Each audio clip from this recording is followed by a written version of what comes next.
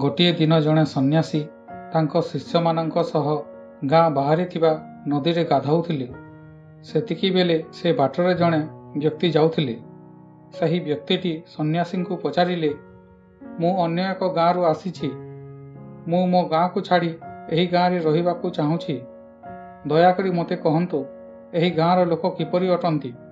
ସନ୍ନ୍ୟାସୀଟି ସେହି ବ୍ୟକ୍ତିଙ୍କୁ ପଚାରିଲେ, ପ୍ରଥମେ ତୁମେ କୁହ, ଯେଉଁ ଗାଁରୁ ତୁମେ ଆସିଛ ସେ ଗାଁରେ କିପରି ଲୋକ ରହନ୍ତି?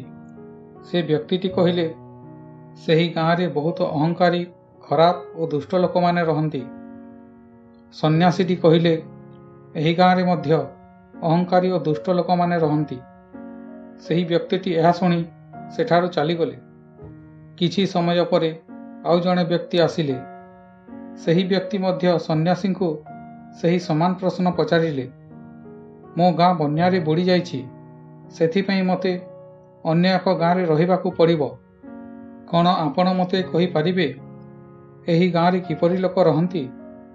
ସନ୍ନ୍ୟାସୀଟି କହିଲେ, ପ୍ରଥମେ ତୁମେ କହ, ତୁମ ଗାଁରେ କିପରି ଲୋକ ରହନ୍ତି?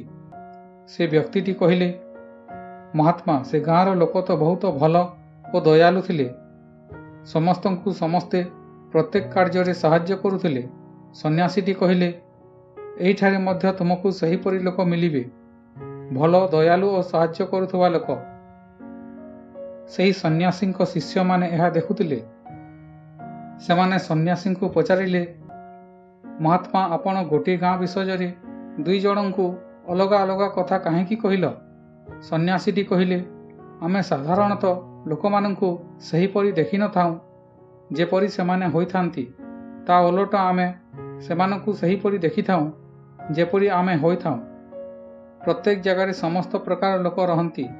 ଏହା ଆମ ଉପରେ ନିର୍ଭର କରେ କି ଆମେ ଲୋକମାନଙ୍କୁ କେଉଁ ଦୃଷ୍ଟିରେ ଦେଖୁଛୁ। ଆମେ ଯେପରି ହୋଇଥାଉଁ, ଆମର ଚିନ୍ତାଧାରା ସେହିପରି ହୋଇଥାଏ ଓ ଆମକୁ ଲୋକ ସେହିପରି ଦେଖାଯାଆନ୍ତି। କଥା ତ କେବଳ ଆମର ଚିନ୍ତାଧାରାର ଅଟେ। ଭଲ କି ଖରାପ, ନହେଲେ ସିଢ଼ି ତ ସେଇଟା ଅଟେ। କାହା ପାଇଁ ସେ ଉପରକୁ ଯାଏ ତ କାହା ପାଇଁ ତଳକୁ ଆସେ। ଆଜିର ଭିଡ଼ିଓଟି କିପରି ଲାଗିଲା କମେଣ୍ଟ କରନ୍ତୁ। ଭଲ ଲାଗିଥିଲେ ଲାଇକ୍ ସେୟାର କରନ୍ତୁ। ପ୍ରଥମ ଥର ଦେଖୁଥିଲେ ସବସ୍କ୍ରାଇବ୍ କରି ବେଲ୍ ଘଣ୍ଟିକୁ ଅଲ୍ କରନ୍ତୁ। ପୁଣି ଦେଖା ହେବ ଆଉ ଏକ କାହାଣୀ ସହିତ। ଧନ୍ୟବାଦ।